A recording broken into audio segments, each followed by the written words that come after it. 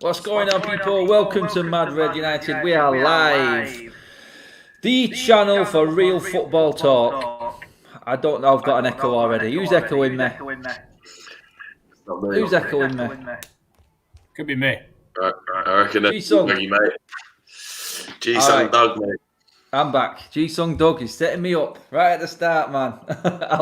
I'll bring you in. People, back again. We are live. We are talking everything United right now because United is on the topic of every radio station, every TV broadcaster, apart from G-Sung over there, who's got a little issue of an election and serious coronavirus cases going on right now.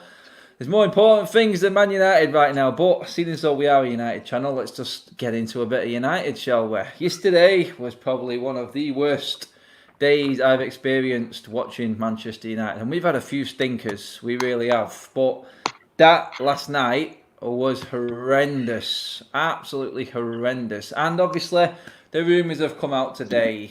It's all starting to spread.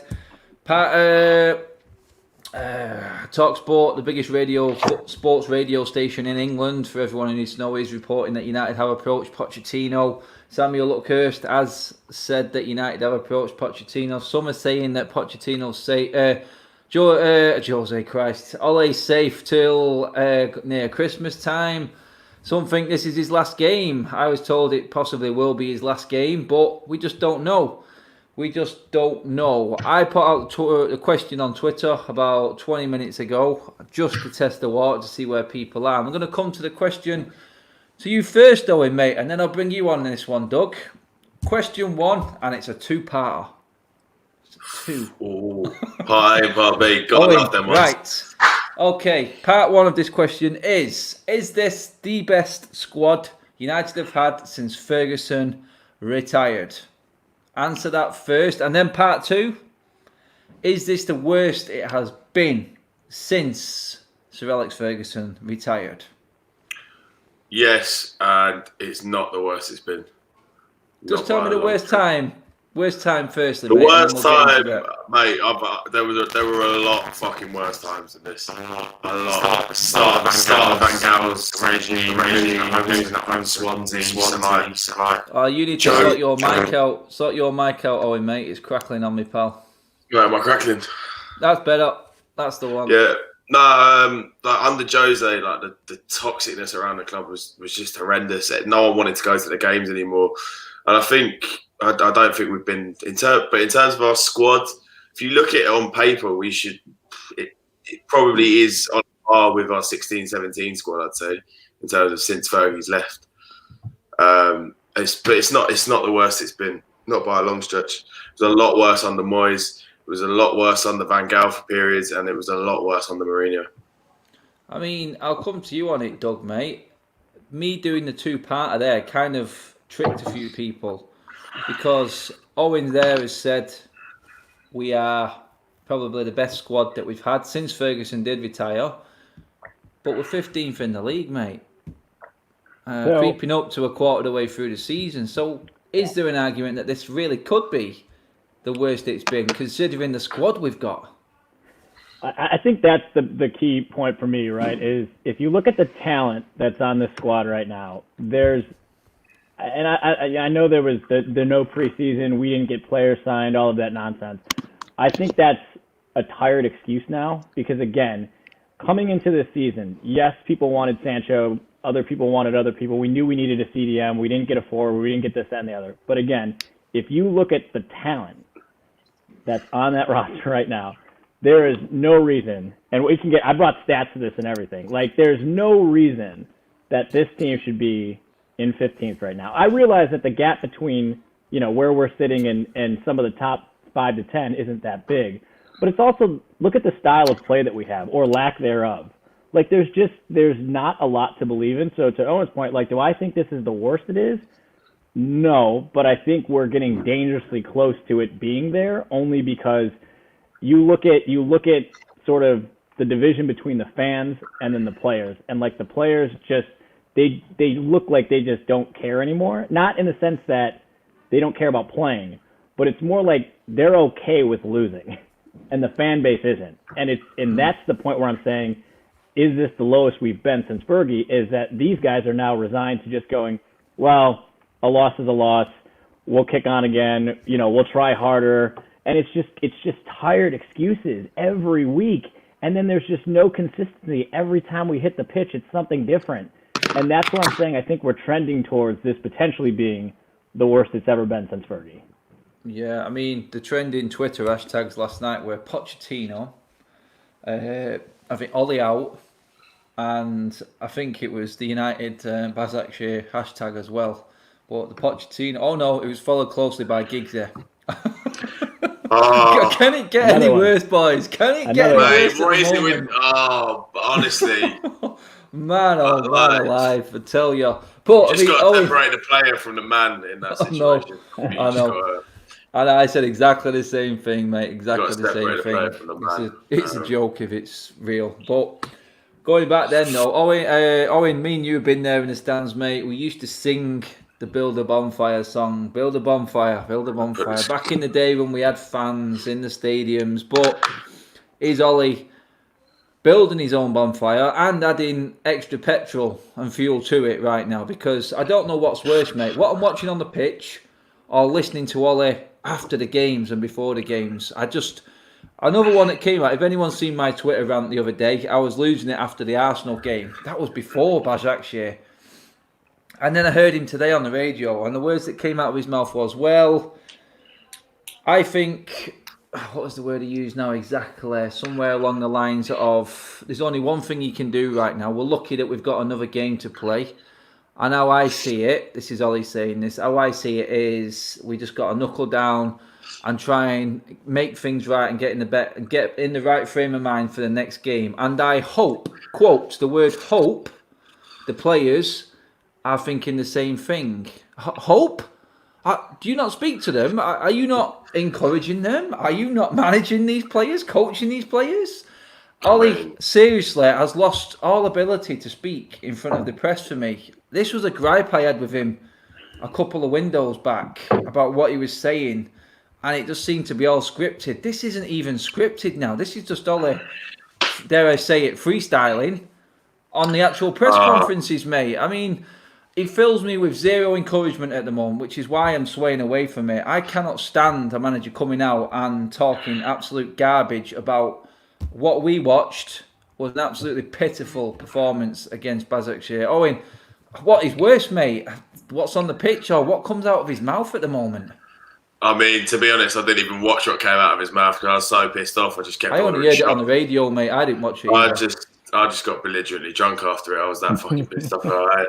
I mean, look, what happened on the pitch, especially with that Demba Ba, that first goal, schoolboy error. All of our back four was in the. I seen a free frame. All of our back four are in the penalty area. Insane. It's an absolute fucking joke. Demba Ba looked like he was back in his prime at Newcastle. He had a fucking game of his life, goal and an assist.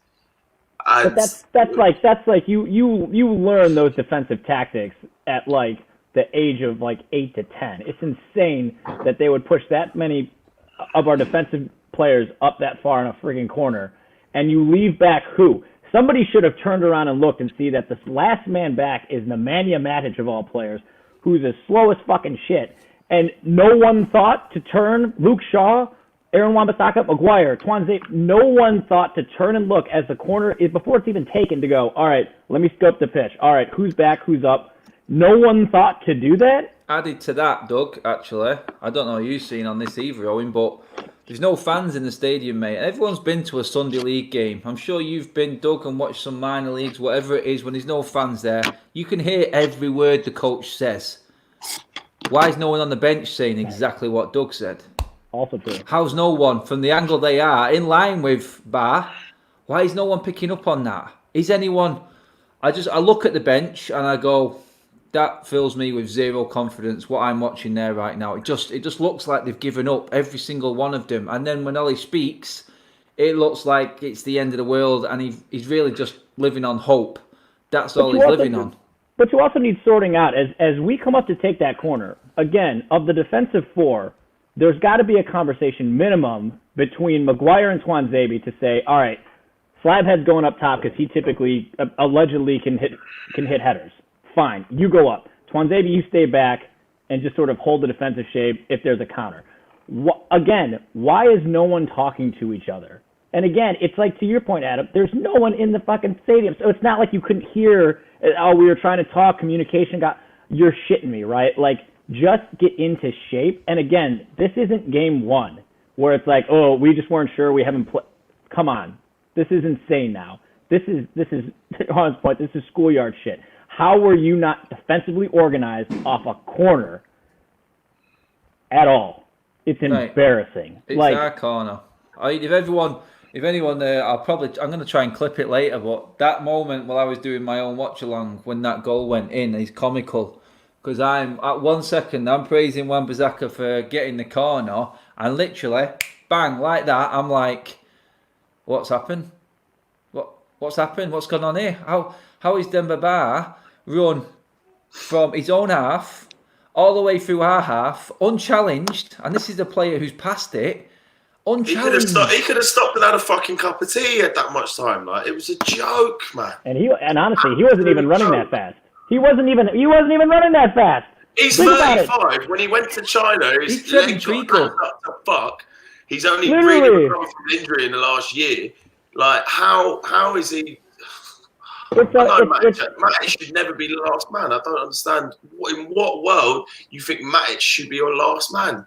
So here's my point on a lot of what's been going on with the defensive tactics too. Is you read and you see a lot about, like, well, look at how much Solskjaer has helped out Greenwood and Rashford and Martial. They all had career years last year in terms of goals. Fine. You do realize there's 11 players on a pitch, though. It's not just about how did you help the forwards out. So what the hell are we doing in midfield and the defensive side to coach these guys to be better? I've honestly, it's my tolerance has slowly lowered and gone to non-existent on the whole. Look at how much Solskjaer has helped out our forwards and our attackers. That's fine, but there's, again, 8 other people on the pitch at any given moment that also need help and need coaching. That's insane to sit back and go, well, we paid $80 million for Maguire, so he should be good enough. Okay, even if he should be good enough, the best players, it's not that they need coaching to get better, but you still have to put them in a system and give them the confidence and the right mindset to go out there and do their jobs well. And that's where I'm seeing that it's like, so you're telling me that Solskjaer is telling, hey, Greenwood, you're young, here's how I can coach you to hold the ball better. Fine, like, that's fine, but that's not your only role, dude. Like, you have other people you're responsible for. And that's where I'm saying, like, I think that, again, is a tired argument for Solskjaer staying. It's like, well, he's helped out our attack so much. Cool. So we can score maybe 2-3 goals a game.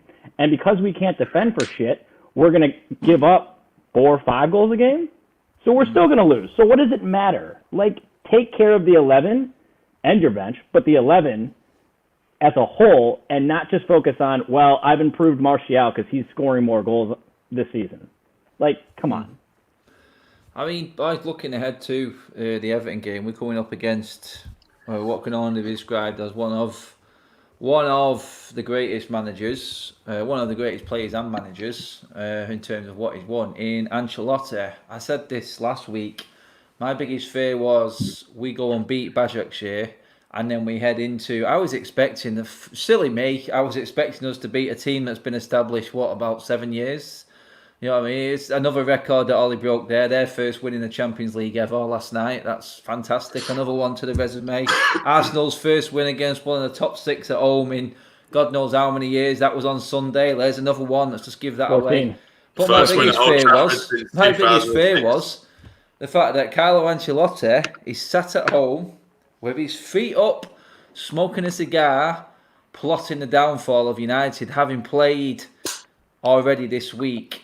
They've had a full week off, and we know what United are like after a European game, boys. We really do. It just doesn't work for us at all. And this was one of the games that I seen was coming, and I feared more.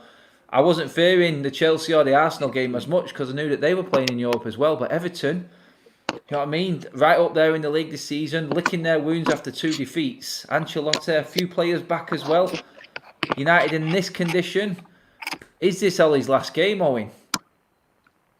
I honestly think if Everton could turn us over, very possibly. Luckily, they're not here. They've been in a bit of bad form recently. But I can see a possible situation where it was Moyes' RIP, where the Grim Reaper was waiting for him at Goodison Park, and I think I see something similar happening with Ollie. Because I think James is actually injured for the game. He's 50-50, isn't it? I think it's not 100% there. So if he's not in, that'd be a big boost. But Everton still have a quality side, and Everton could very easily turn us over, and they have done at Goodison recently. Before we've had problems with them when we've been on form. Never exactly mind in this shower that we're in right now. So I think there's a possibility that we play Everton, we lose 3-4-0, and I think Ollie just he's chopped. But the only reason I see with him keep getting kept on is because I feel like any other manager they put in, the fans won't go the fans have taken so long to even. It's not even the whole fan base yet. I'd say it's 50-50 that's Ollie out. I wouldn't say it's the whole fan base. Like, it's taken so long for it to turn to that because Ollie is so loved at the club. They aren't going to find anyone else that they can bring in that will keep the fans positive. There just won't be another way. And I just don't see them sacking him because I think they see him as a little bit of a puppet. I mean, Doug. The comments that he made regarding getting our third win of the season, if we get it against Everton, it's 7 games in, and that's improvement on last year because we got it after 10 last year. That stat alone, that did my tree in, mate. I don't know about you, but I mean, Everton are a bogey team at Goodison for us, mate. How do you see this one going down? So let me go back to what you just said. So I went back and looked at the first 6 games of 2020, so last year, right? We went win, draw, win, loss. So we started 2-2-2 in the league, just in the league, okay? This year we've gone loss, win, draw, loss. So we're 2-3-1, right? So, and one of those wins, you got to remember, was Brighton, which I think most of us could figure should have been a draw or a loss. A loss. So really, it's not much better. Actually, it's worse than last year if you think about it. And then if you look through it, we've scored 9 and conceded 13 in the league. So that's good enough for we're averaging a goal and a half per game and we're giving up over 2 a game, right? Last year we were averaging about a little bit better in terms of goals scored across the entire season, but our goals conceded was under 1. So if you were to just, and I realize this is a little like reactionary, but if you just take those ratios and plot it out over 38 games, you're only scoring 57 goals this year and you're giving up 82.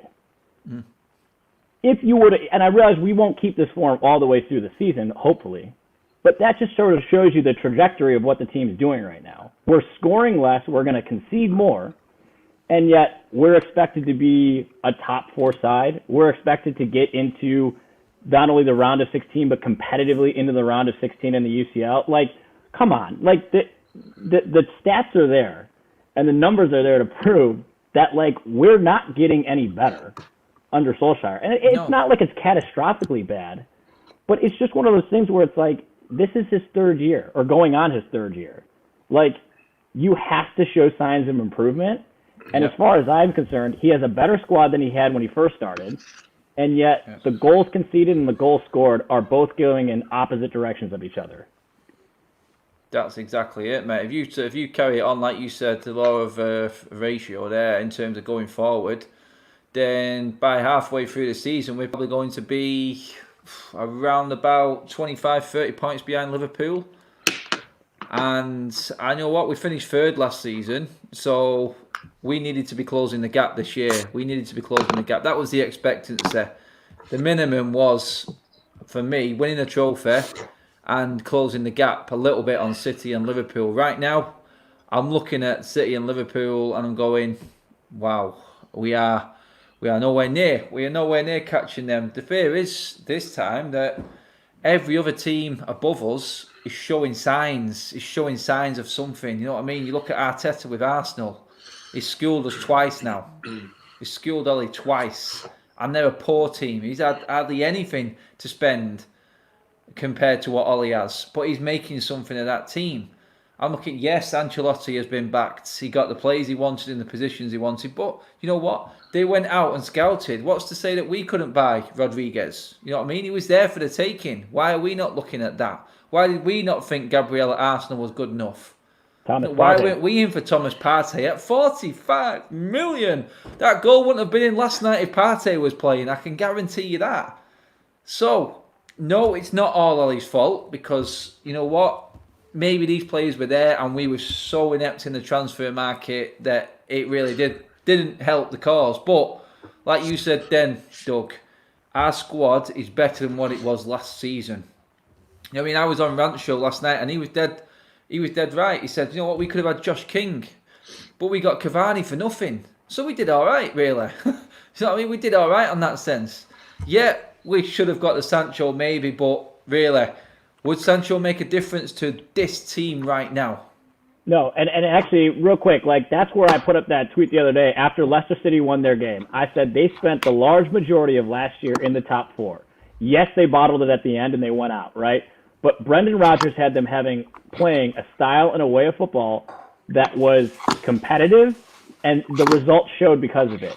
And like I said, I don't know who was on their transfer target list. I'm sure everyone would love a Sancho on their team, right?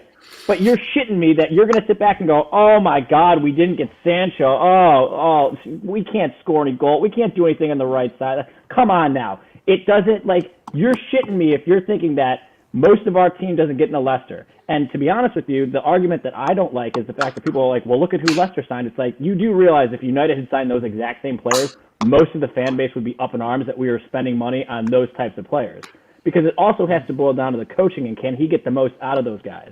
And so that's where I'm just like, they're showing consistency over at Leicester, albeit they bottled it again at the end of the year, but they're going to be probably a top six side, probably again this year. Let's be real.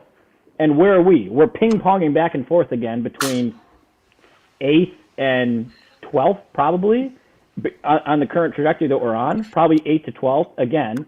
And I can't see us saving our season by signing another Bruno in January. So no. We're going to have to do what Arsenal did, essentially, and we're going to have to fucking win the league or FA Cup to get into Europe. Let alone. You, Owen. I'm with you, Owen, mate. I'm struggling to get in that Europa League place at the moment, mate. I don't know. I don't think we're a better side than Wolves at the moment, than Everton at the moment. Fuck it, I think Newcastle have looked better than us. Mate, I know we beat them 4-1. You're talking Wolves and Everton. What about Chelsea and City? We're not even in the top four yet. No, I'm not even thinking about that. I'm not even thinking about that now. Doug's talking about Leicester, and you've got Jose, who's second in the league, mate. The last manager that was here. Oh, don't talk to me about him. He made me miserable enough for a couple of years. He gave me one good year and then just made me a miserable bastard for a year and a half. So he gave me a great year, great day out at Wembley, great night in Stockholm.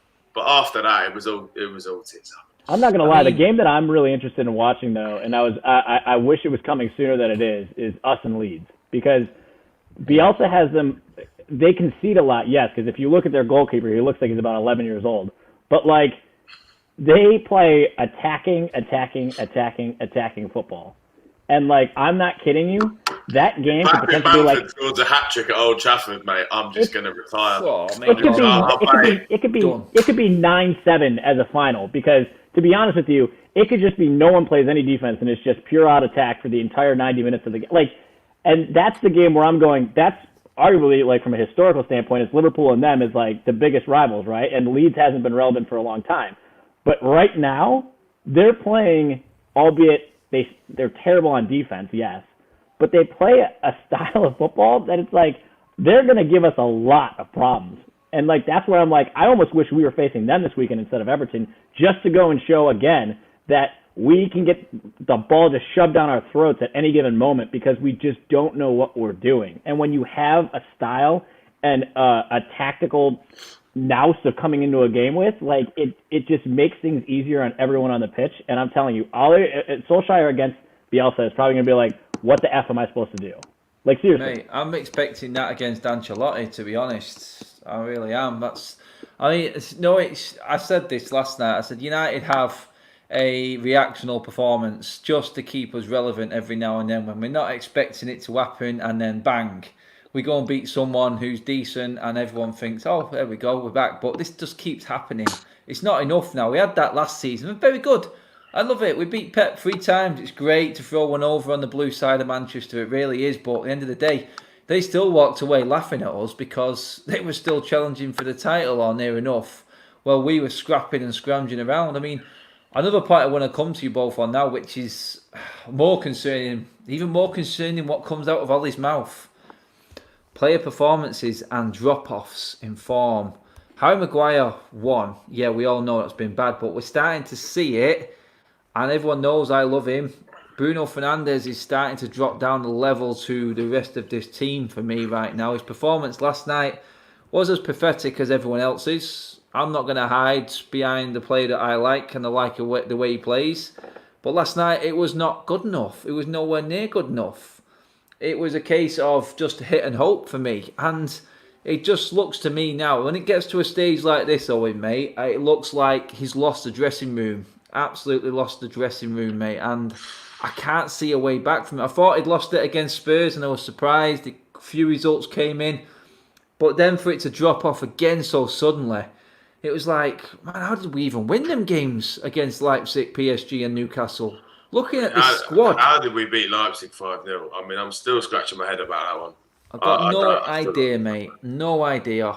Absolutely no idea. But the drop-off in form from game to game, you know what I mean? You'd have a little bit. Someone would have a little bit, wouldn't there? You know, a little bit of form, a little bit of a moment. But it's like they just totally forgot what they did the games before.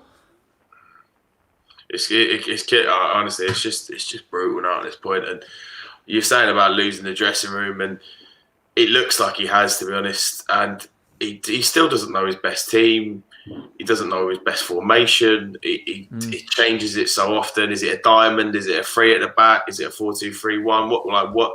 What does he? Look, you can always have fluidity with your formations. I don't change it, to suit a different team. It's fair enough. But he still doesn't know his best team, and it's just, and like Cavani, he's been brought in. Cavani is just a better version of Igala, obviously, but he's not up to fitness. He probably won't be for another month, and I'm now looking at that signing. Like, I was looking at maybe it's half decent. Now looking at it, thinking, what was the point in that?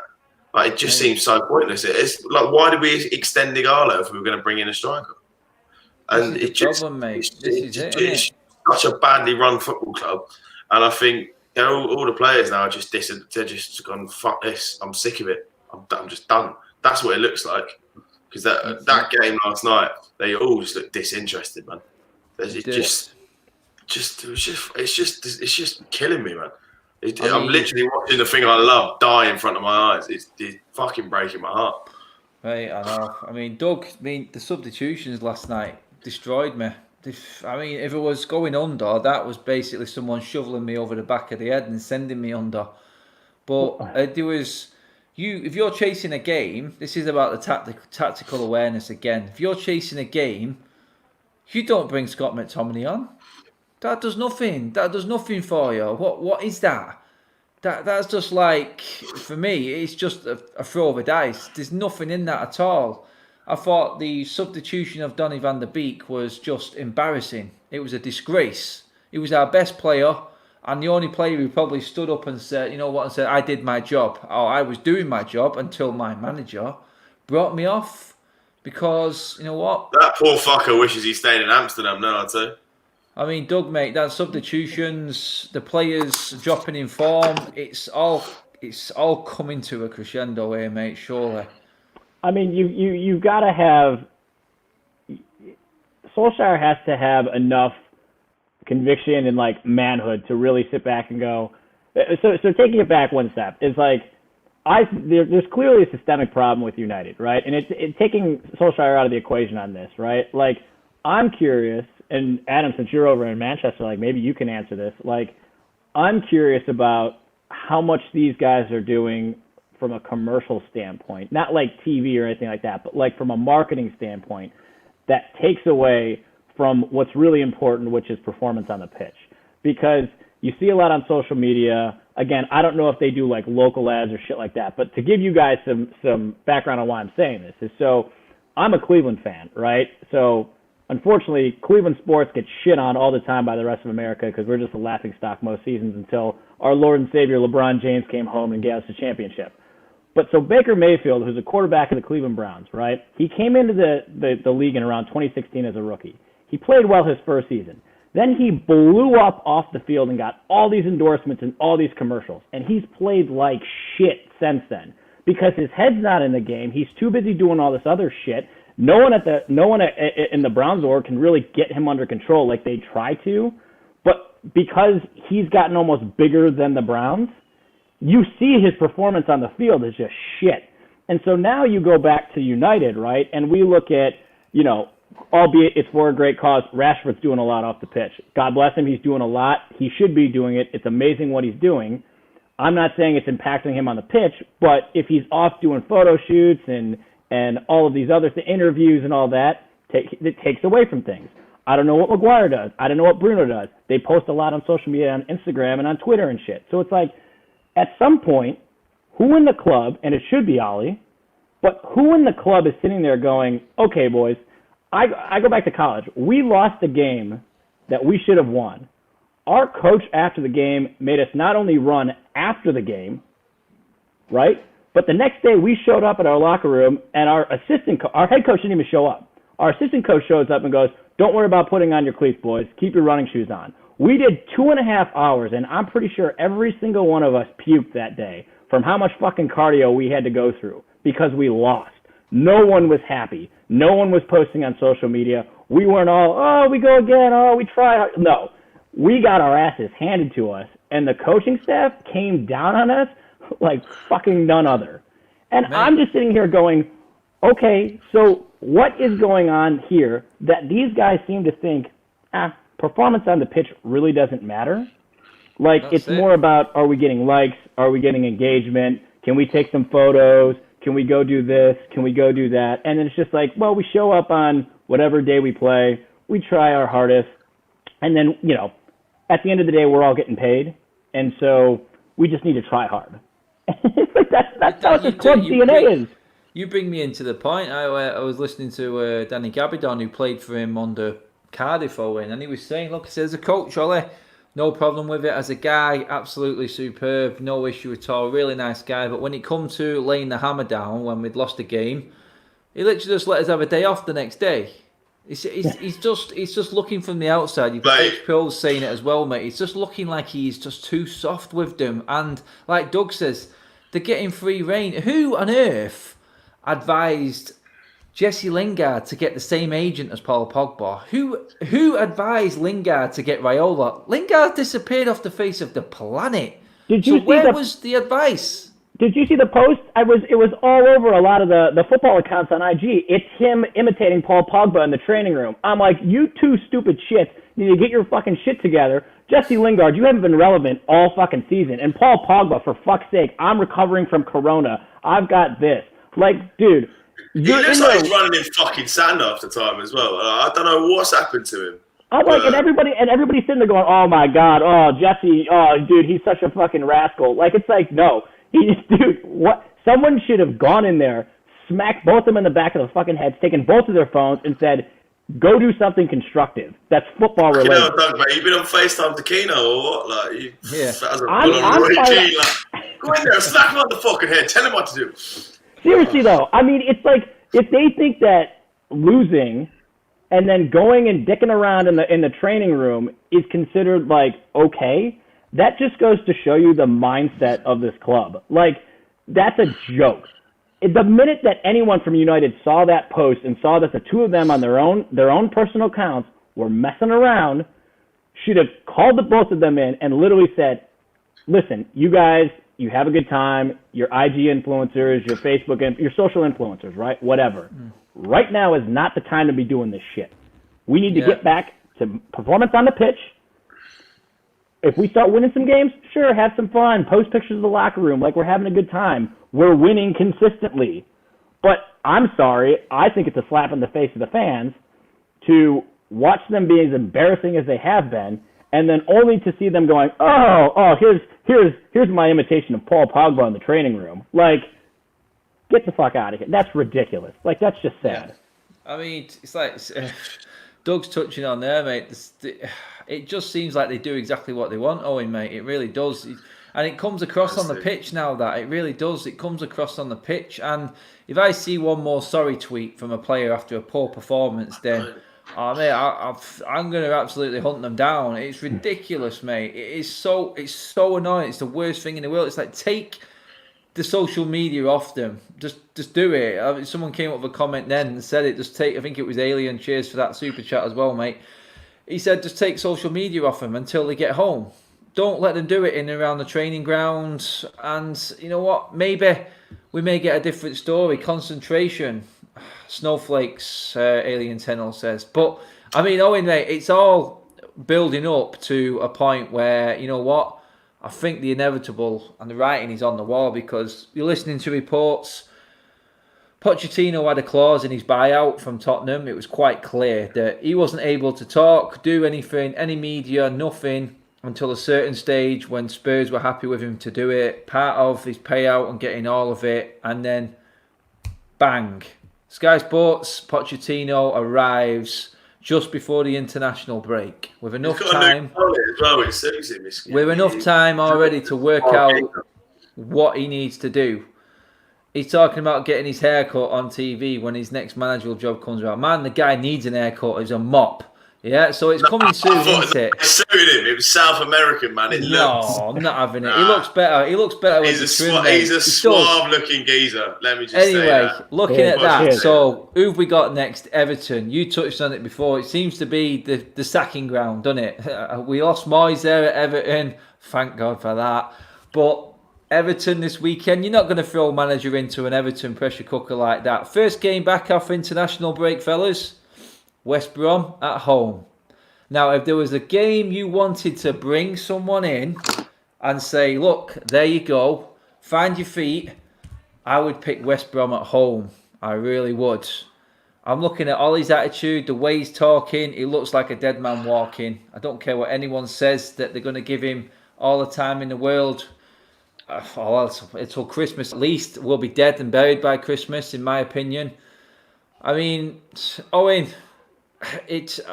do you want Poch, firstly, mate? Is Poch the man for you? Is there someone else out there? Is it just because Poch is free agent that we're all talking about it? Nah, you want. I personally want Poch as a manager to bring in.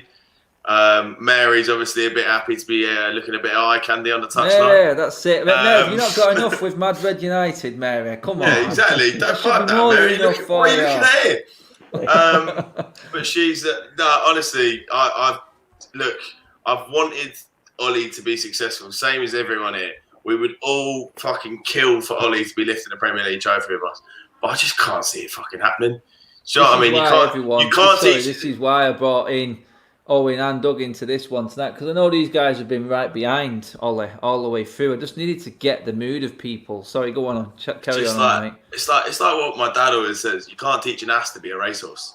Like if a man can't do a job, a man can't do a job. He just doesn't seem capable of it. And I'd love for him to work, but it just doesn't seem like it's going to happen. And I think if Everton happens, if we lose to Everton and lose badly, which I can see as a possibility, I think it's done. It's curtains, and I think Pochettino comes in, and you're definitely bang on there. I think what a brilliant way to open with it. West Brom at home, it should be a comfortable win and start to life under Pochettino. But who knows? We could probably turn up to Goodison now and win 4-0, and everyone's in love with Ollie again. Football's fickle, man. You know, this is it, people. It's football. All us fans are fickle. None of us know it.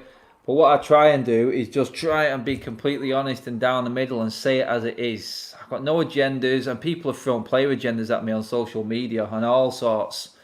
I was even called, I'm not even going to get into it, but I just deleted it. So, Doug, manager-wise, it looks like the path has been cleared for him. It just looks perfectly set up for Pochettino, the way it's going at the moment with the international break, the first game back, the bounce that this club needs. Or is there another man? Would there be anyone else that you think could grab hold of this squad, which we're all agreed on is probably the best it's been since Fergie left. I'm convinced of that. Is there a man that can get more out of this squad than Pochettino? Yeah, I mean, even going back though, like when Solskjaer first came in, it's like this is nice. This is a good little throwback for the fans and everything. And then he won, convincingly for 3 months. But then I think I mentioned on the first show I was on with you, Adam, like I was never a fan of them signing him on long term. And then you start last year and you're kind of like, okay. But then you got to remember, we were hovering around like 10th for a long time, right? And then you bring in Bruno Fernandes. And now I think because of Bruno's capabilities, we saw someone who didn't necessarily need a ton of coaching, but could have individual brilliance to lift the team. And then a couple other factors like Chelsea and Leicester pretty much, again, sort of bottling it, helped in us getting third. Now, we still had to win and play 100%. But again, how much of that had to do with Solskjaer's coaching? I've always questioned that, right? Then you get into this year so far. I think Fernandes, especially in the league, has been found out a little bit. He's also tired and just worn down, right? So I think because he's on a bigger stage, more people have eyes on him. And so now more teams are going, okay, he's the heart and soul of that team. He's what makes that team move. So if we can force him into bad passes, again, what did he have? 40-some, 30-some ball possession loss yesterday? Yeah. Not great. So he's slowly getting worse because teams are starting to put him under pressure and realize, okay, if we can just force him into a bad pass, we've got him, right? We can throw him off his game a little bit, enough to where they're not as dangerous. So then going to your question on Solskjaer, one, I don't think even if we lose at Everton, I got to be honest with you, I can't see them just out and out going, you're done. Like, as much as I think he probably should be for the betterment of the club, I can't see them doing it, unfortunately. And then even two, if you look at the other options that are out there, you're not going to snag Bielsa from Leeds right now. You're not going to get Nagelsmann from Leipzig right now, right? So it's either you do one of two things. You either grab an interim manager, hopefully not Ryan Giggs, but you bring in an interim manager. Stop battering the tea lady. Ugh. And so you either bring in an interim till the end of the year and just pray that we, keep our necks above water. We don't look as bad. Interesting, because Bielsa's deal's up in the summer, mate. So that's if you want. I'd love that. I'd just love to wind up the Leeds fans, to be honest. But so you do that, and to me, I don't think you just bring in Poch because he's a fan favorite. Mary would love him obviously for the looks, but like. He does look good in a suit. Let's be real. But like, he's a suave looking bloke. He's GQ. He's GQ all day. He's star status. But like, man. There would have to be those other conditions that have always been discussed when it comes to Poch, right? Like, you would need his recruiting teams. You would need a director of football in. Like, you would need these things if you're going to bring a Poch in, because I understand that people are going, well, look what he did on a limited budget. Okay, fair, but he also still had his guys in place. And so I'm wondering, is it just you're getting Poch and a lot of the other back-end stuff stays the same? Hopefully not. But, like, what are the other contingencies to bringing him in? Because, again, if you just bring him in to just bring him in and we get a couple months' worth of a lift again, but then the recruitment's still shit, we still have no director of football, Woodward's still in charge, like, yes, he's going to get a bigger budget than what he would get at Spurs. But as we've said, spending money is not spending smart money. Meaning just because you throw a ton of money at players doesn't necessarily mean it's what the coach wanted or what the club actually needs or what the manager actually needs. So I think there's a lot that has to go into who this next manager is other than it's Poch. Yeah. Right? Personally. Yeah, sorry, I'm just replying to what's the name? It's hard, people. I do like to get as many comments in as possible, but there, you called it out, Paul, mate. There's one for you, my friend. I'm just trying to get everyone in. Gin Alien, Mary, she's on it. Oh boy, we got Mary. You love your gin, man. She's necking him. She's on the Dingle gin tonight, man. It is very, very interesting regarding the managers, because a few people in the comments have touched on what you were getting at there, actually, Doug, in a way, in terms of what Pochettino wants to bring with him. He wants to bring his crew. A lot of people have said he only works well with a director of football. I see that, but the lure of Manchester United and the talent that we've got, he must be looking at that and going, I can make something of this team. Surely I can do it. I can make something of this squad that we've got already. We have got some brilliant young kids coming through at the moment as well. And you know what? Poch does improve players. And do we need a coach more than the manager right now? Because the manager has got no say in what happens in the club. So that title needs to be thrown out at Manchester United. There is no managers anymore. It's head coaches. The days of managers left for me when Ferguson and Wenger retired. It's all about head coaches now. That's what it is. The head coach brings in his team and they put in transfer requests for the players that they want. If you're like Pep, you get whatever you want. You're lucky. Klopp has been backed by his owners. We know the next manager coming in is not going to get backed. It's clear. We've seen it with 4 other managers. We know it's not going to happen. But what we're looking at right now is, and this is important, and this is very, very important, I think this will happen simply because there's no fans in the stadium. The Glazers are losing money left, right and centre right now with not getting the revenues through the gates. They need Champions League money. The new sponsorship deal for the shirt comes in next year. United need to be relevant for the Glazers right now. They're not going to be able to push through this mega league. They're not going to be able to turn it into American-style franchise. It's going to be impossible. And in the current climate, even worse chance of getting it. I'm not surprised that they're spearheading this Super European League. It's what the Glazers want. No pitfalls. They don't want relegation. They want to be in control of all the money and who gets the money. It's as simple as that. But right now, with them not being able to implement any of that, they need Champions League money. They need the Adidas money. Yeah, they've got another year's grace right now because we qualified. But if we don't make it this year, the pressure's on next year. And do they trust Ole? Clearly not with the amount of money they've given him.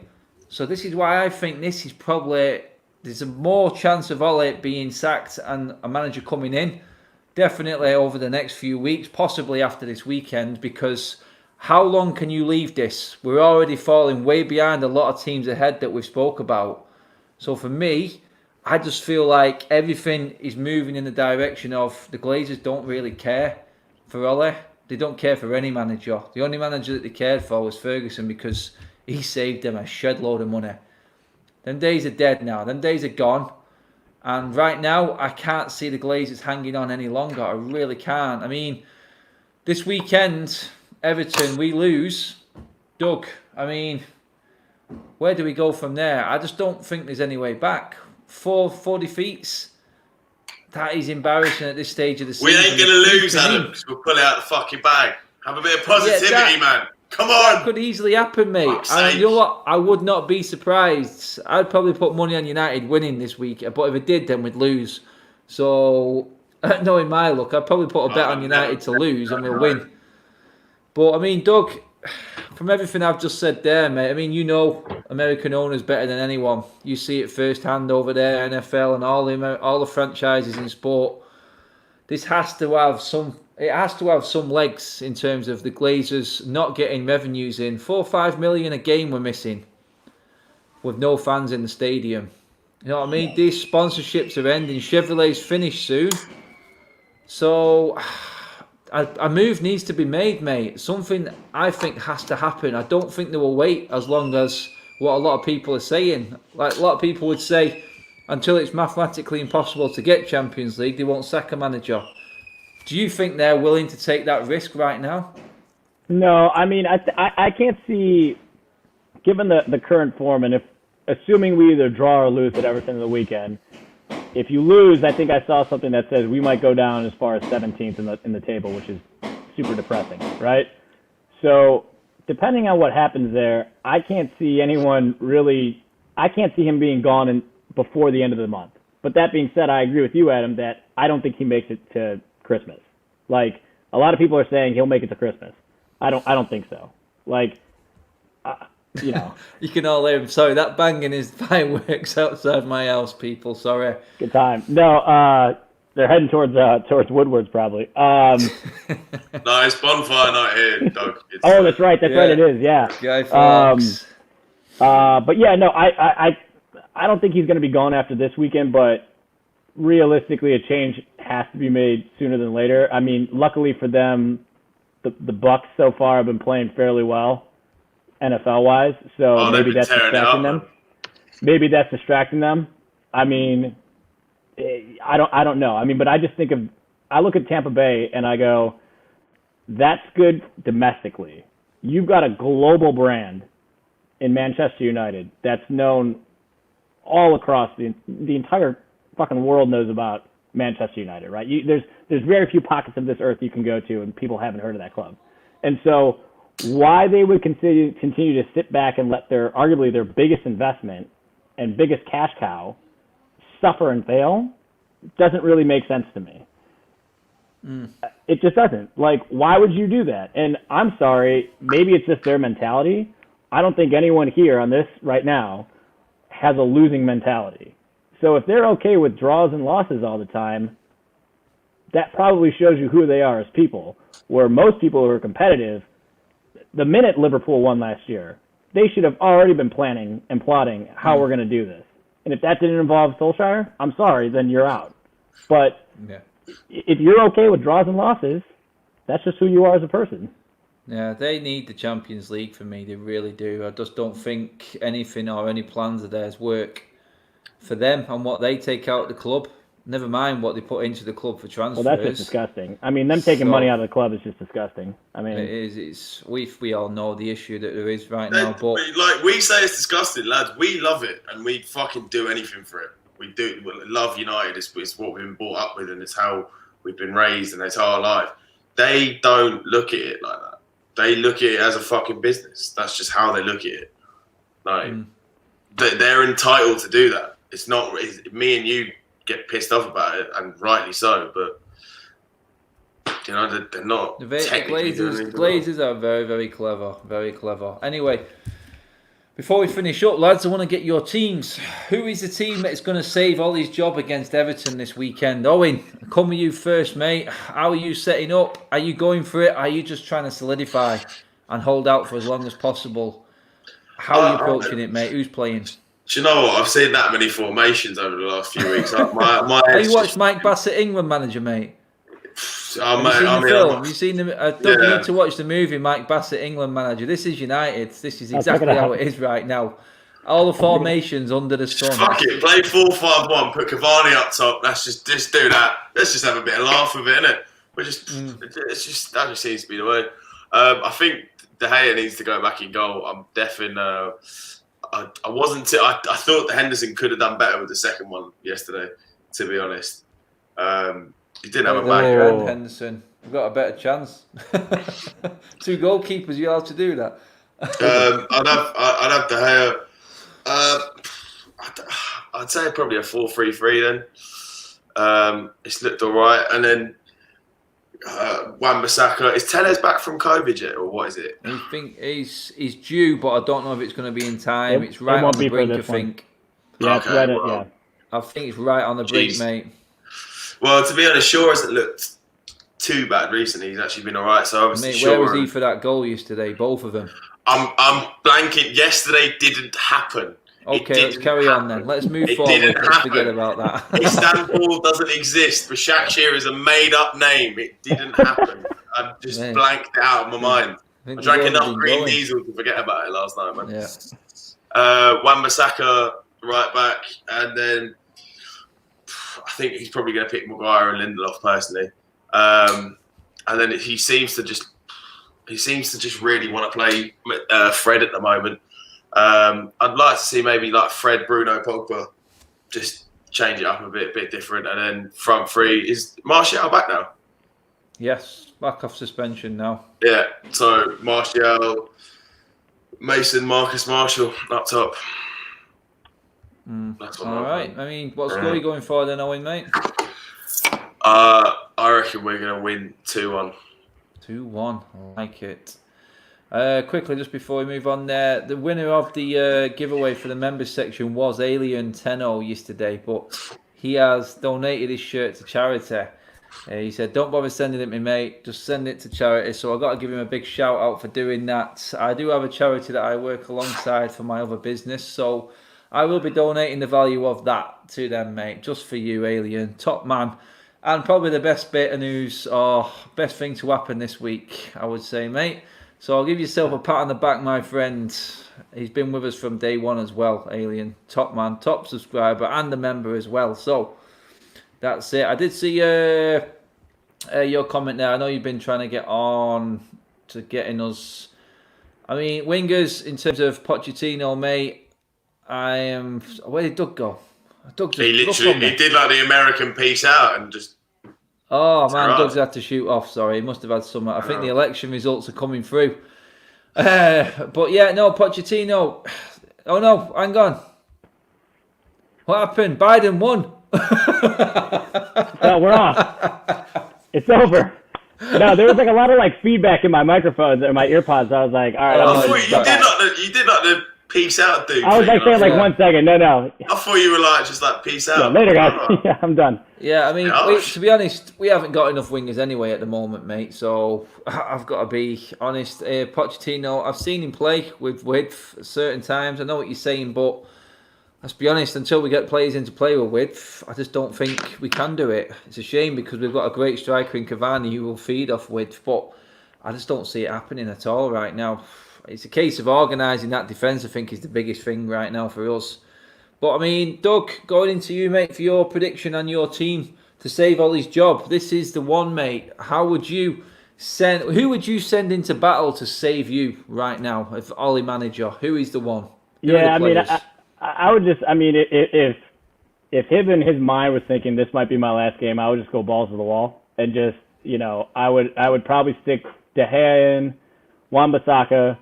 I honestly would do Lindelof and Tuanzebe, and I understand that's probably a little controversial with Maguire, but I think he needs to be sat. I think he's been really bad since the beginning of the season. I think I'm sorry, but like if this is my last game, I'd be like, hey man, sorry dude, you didn't do me any favors. No, he's Ollie's boy though. That's what I don't. I know, but this is me. Like I would be like Tuanzebe, Lindelof, you're in. It would be great if I had Tellez, but he's not ready. So Shaw, I would stick probably Matic and Bruno and Donny van der Beek as my three, and then go Rashford, Martial, Greenwood up top, and just go all at it.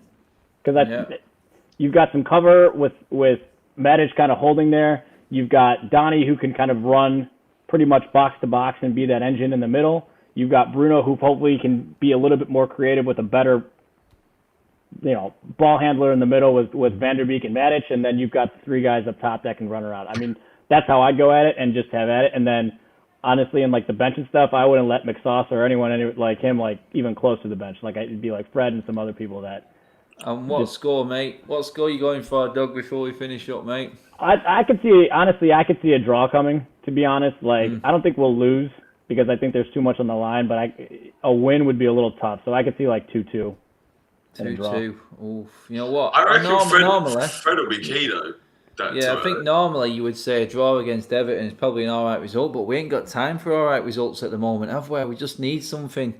We need points. I mean, 1 point gets you to 8, and that's not good enough. So, I mean, mate, we can't even get in the top half of the table if we win our game in hand. That shows how far behind we're going already. That's how shocking it is. Alien, we know what, Ollie, we'll go Jones as captain versus Everton. No, he's not in the squad, mate. Thank fuck for that. If we're going all out, I want to see some more face-saving tackles like he had against Arsenal with Giroud and just have at it. That was probably classic. Yeah, man, I have seen Mickey's new channel. I spoke with Ricky the other day, people, actually. I had a chat with him, found out what was going on. Adam, you know him well. That guy is insane. Yeah, I have laid down the challenge. I'm going to tell you right now, I've laid down the challenge. I've asked him to come on the channel and have it out. So hopefully he will agree to it. I will just say a decision needs to be made, and then you guys can figure out what that means in your own heads as to why it will or why it might not happen. I'll leave that there. So, yeah, the challenge has been laid out. Jenner, is he? The challenge has been laid, people. And you know what? I hope he comes on because it will be a great conversation. And the philosopher against the mentality. That's what I'll title that one. That's what it will be. It's gonna be an hour's worth of why Dan James is the greatest player to ever step foot on any pitch. Ever. Yeah, let's not forget Matic and Mato. He loves them too as well. So yeah, but I can give them. I can give those two credit. Dan James to me just says, "Oh my God!" Right? Yeah, I know. I think exactly the same. Smalling as well, man. He must have cried when he officially went to Rome. Oh yeah, he absolutely loves Smalling. Yeah. Oh. Well, that's Ricky's channel, Big Duck. But before we finish, boys, just give the people a shout out to your own channels and own socials where you are. Owen, where people finding you, mate? Cockney Red 99, YouTube, Twitter, Facebook, Instagram, and I'm on Instagram as Owen Roch1 if you want to see me making an ass of myself last night. And Owen is spelled the Irish way, which is on the screen right in front of him there as well, people. Yeah, and I'm likely to be doing a show tomorrow on my channel, Crafty Couple, with a couple of guests just looking ahead at the weekend's fixtures. Nice one. Don't take that. Look at the name of the person saying it, people, and then you'll realise. Kino's ready. It's great name. Yeah. Oh, great. Doug, give the people a shout out to yours, mate. I'm sure people have been commenting all day about your insights and pretty much bang on tonight, mate. Where can the people get you, mate? Yeah, still just getting the Twitter game going. I won't be able to go and give my IG out because that again is it's probably too stupid. So yeah, just on Twitter. Take the flat, mate. Take it on the chin. I've been called all sorts after last night. So I don't care if people call me. It's just more I don't want people seeing what we're up to all the time here in DC. But no, what are you up to, Doug? That sounded very suspicious there, mate. What is going on? What is going on in DC? Just a little this, a little bit of that, you know. But no, G-Sung Doug on Twitter, just getting that rolling. So, yeah. Sweet. Good. Well over 500 people with us tonight in the room, people. Thanks for tuning in, everybody. Give the video a like, share the video. Leave your comments when the video goes up on YouTube later as well, guys. Stay tuned. I will be early doors for some of you on Saturday. It's early-ish for us, but you people all around the world watching. I don't know what time you're going to be watching this game at weekend, but I will be watching it with Alfair. The watch along is on again, and will it be the last one for Ole? That's the question. Subscribe to the channel if you're watching for the first time. I will see you all on Saturday lunchtime. It's D-Day, people. Bye for now.